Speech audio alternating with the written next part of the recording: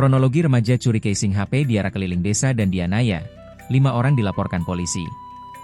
Seorang remaja berinisial Har, 15, warga Desa Normal I, Kecamatan Omesuri, Kabupaten Lembata, Nusa Tenggara Timur, NTT, mengalami penganiayaan oleh sejumlah warga setempat.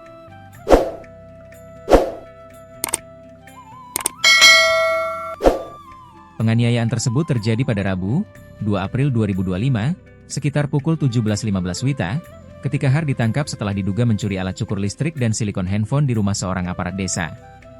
Kepala Satuan Reskrim Polres Lembata, Doni Sare, menjelaskan bahwa aksi pencurian tersebut diketahui oleh seorang warga bernama Mega, yang langsung berteriak, menyebabkan Har panik.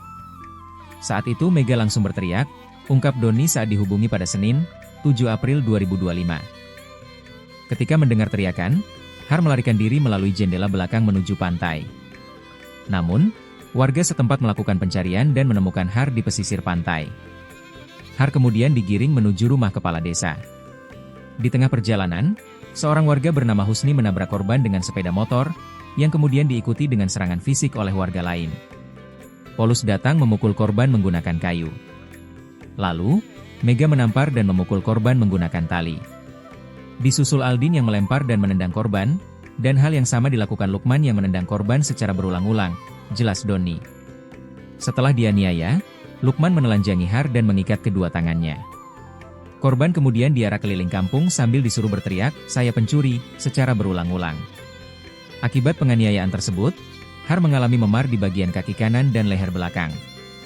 Doni menambahkan bahwa kasus ini telah dilaporkan ke Mapolres Lembata pada Jumat, 4 April 2025, dengan nomor laporan polisi LP B59-4-2025 SPKT Res Lembata, Polda NTT.